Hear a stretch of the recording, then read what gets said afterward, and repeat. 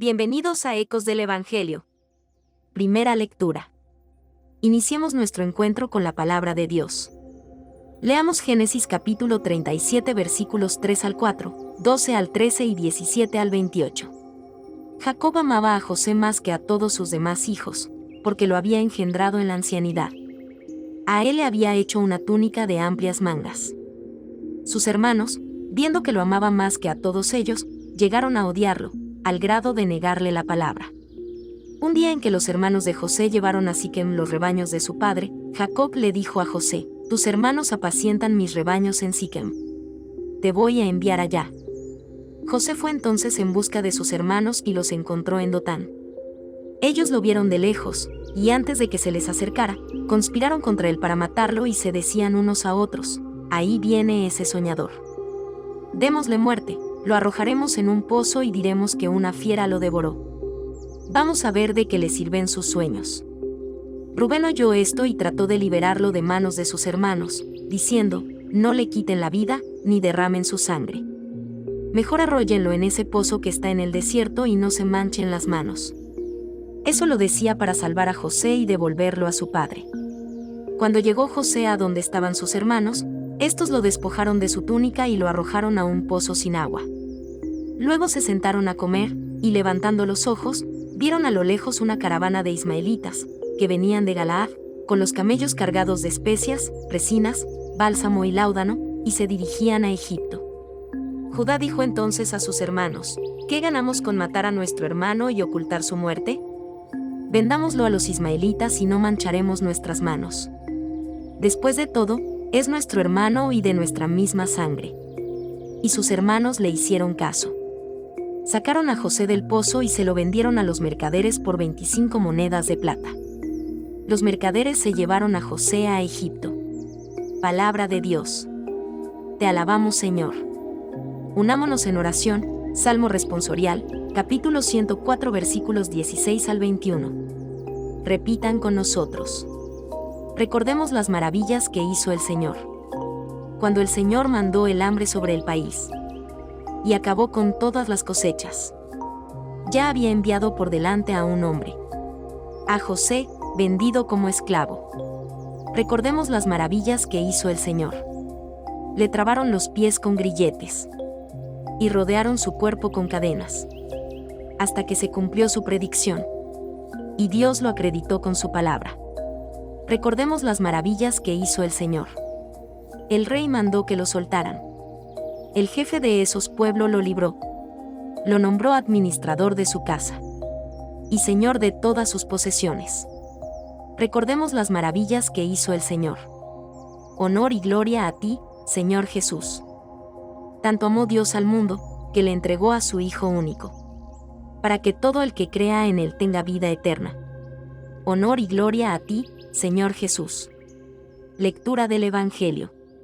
Lectura del Santo Evangelio según San Mateo capítulo 21, versículos 33 al 43 y 45 al 46. En aquel tiempo, Jesús dijo a los sumos sacerdotes y a los ancianos del pueblo esta parábola. Había una vez un propietario que plantó un viñedo, lo rodeó con una cerca, cavó un lagar en él, construyó una torre para el vigilante y luego la alquiló a unos viñadores y se fue de viaje. Llegado el tiempo de la vendimia, envió a sus criados para pedir su parte de los frutos a los viñadores, pero estos se apoderaron de los criados, golpearon a uno, mataron a otro, y a otro más lo apedrearon. Envió de nuevo a otros criados, en mayor número que los primeros, y los trataron del mismo modo. Por último, les mandó a su propio hijo, pensando: «A mi hijo lo respetarán». Pero cuando los viñadores lo vieron, se dijeron unos a otros: «Este es el heredero. Vamos a matarlo y nos quedaremos con su herencia». Le echaron mano, lo sacaron del viñedo y lo mataron. Ahora díganme, ¿cuándo vuelva el dueño del viñedo, qué hará con esos viñadores? Ellos le respondieron: «Dará muerte terrible a esos desalmados y arrendará el viñedo a otros viñadores, que le entreguen los frutos a su tiempo». Entonces Jesús les dijo: «¿No han leído nunca en la Escritura: la piedra que desecharon los constructores, es ahora la piedra angular? Esto es obra del Señor y es un prodigio admirable? Por esta razón les digo que les será quitado a ustedes el reino de Dios y se le dará a un pueblo que produzca sus frutos». Al oír estas palabras, los sumos sacerdotes y los fariseos comprendieron que Jesús las decía por ellos y quisieron aprenderlo, pero tuvieron miedo a la multitud, pues era tenido por un profeta. Palabra del Señor. Gloria a ti, Señor Jesús. En este primer día de marzo, Señor, te pedimos que guíes nuestros pasos y nos llenes de tu sabiduría y amor. Que podamos enfrentar este nuevo mes con confianza en tu providencia y fortaleza en nuestra fe. Ayúdanos a ser instrumentos de tu paz y amor en todo lo que hagamos. Amén. Queridos hermanos de Ecos del Evangelio, en la primera lectura del día hoy, nos presentan la historia de José y sus hermanos en una narrativa profundamente conmovedora que nos sumerge en las complejidades de las relaciones familiares, los celos y la redención. A través de sus personajes y eventos, nos ofrece una reflexión profunda sobre la naturaleza humana, el sufrimiento, el perdón y la providencia divina. En el centro de esta historia se encuentra José, un joven lleno de virtudes y dones, pero cuyo destino se ve marcado por el favoritismo de su padre, Jacob. Este favoritismo, simbolizado por la túnica de amplias mangas que Jacob le regala a José, despierta la envidia y el resentimiento en sus hermanos. La relación entre José y sus hermanos se ve envenenada por los celos y la rivalidad, creando un ambiente tenso y conflictivo en la familia. Los celos son una fuerza poderosa y destructiva que puede llevar a las personas a actuar de manera irracional y cruel. En el caso de los hermanos de José, su envidia los lleva a tramar un plan para deshacerse de él, llegando incluso al extremo de planear su muerte. Esta situación ilustra la capacidad del corazón humano para oscurecerse y perder el rumbo cuando se deja llevar por sentimientos de amargura y resentimiento. Sin embargo, en medio de la oscuridad, emerge un rayo de esperanza en la figura de Rubén, el hermano mayor de José. Aunque inicialmente participa en el complot contra José, Rubén interviene para salvarlo de ser asesinado y propone arrojarlo a un pozo en lugar de matarlo. Si bien sus motivaciones pueden ser cuestionables, su acción revela una cierta humanidad y remordimiento en medio de la crueldad de sus hermanos. La historia de José también nos enseña sobre la providencia divina y cómo Dios trabaja a través de las circunstancias más adversas para cumplir sus propósitos redentores. A pesar de ser vendido como esclavo y enfrentar numerosas pruebas y tribulaciones en Egipto, José emerge como un hombre de fe y virtud. Su historia nos muestra que, incluso en los momentos más oscuros, Dios está presente y tiene un plan para aquellos que confían en Él. La vida de José está llena de altibajos, pero en cada etapa de su viaje, permanece fiel a Dios y a sus valores morales. A través de su fe y perseverancia, José supera las pruebas y tribulaciones que enfrenta y emerge como un líder poderoso y compasivo en Egipto. Su historia nos enseña que, incluso en medio del sufrimiento y la adversidad, Dios puede usar nuestras experiencias para formarnos y prepararnos para su servicio. Una de las lecciones más poderosas que podemos extraer de la historia de José es la importancia del perdón y la reconciliación. A pesar del dolor y la injusticia que sufrió a manos de sus hermanos, José es capaz de perdonarlos y mostrarles compasión cuando se encuentran de nuevo en Egipto. Su capacidad para perdonar a aquellos que lo lastimaron es un testimonio del poder transformador del amor de Dios y nos recuerda que el perdón es un acto de liberación tanto para el que perdona como para el perdonado.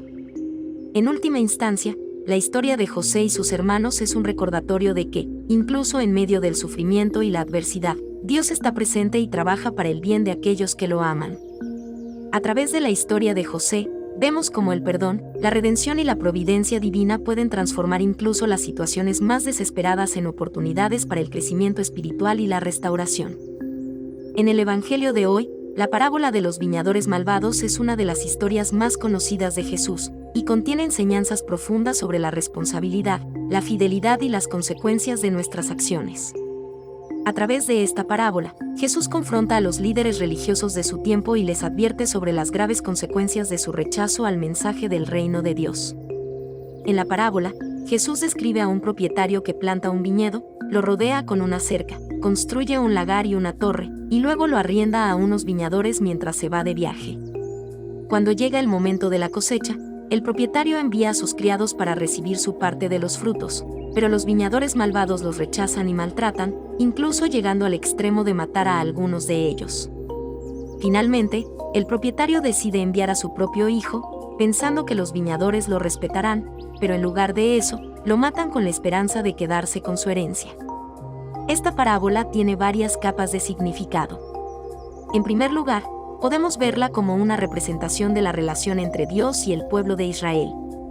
El propietario del viñedo representa a Dios, quien ha plantado el viñedo, el pueblo de Israel, y espera recibir los frutos de su fidelidad y obediencia.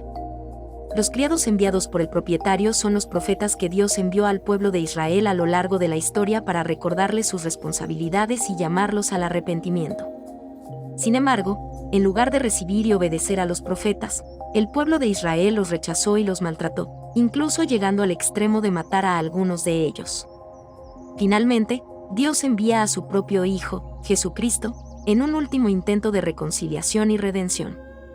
Sin embargo, en lugar de recibir a Jesús como el Mesías prometido, los líderes religiosos de Israel lo rechazan y lo crucifican, con la esperanza de eliminar cualquier amenaza a su autoridad y mantener su posición privilegiada. Esta reacción de los líderes religiosos refleja su arrogancia, su deseo de poder y su resistencia al mensaje de Jesús.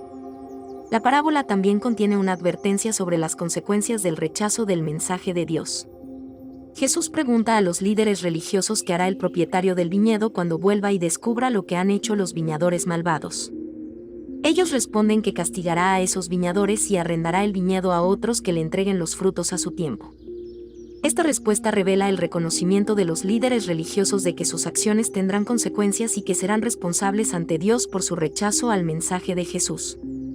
Además, Jesús les recuerda a los líderes religiosos una profecía del Salmo 118, 22. La piedra que desecharon los constructores es ahora la piedra angular.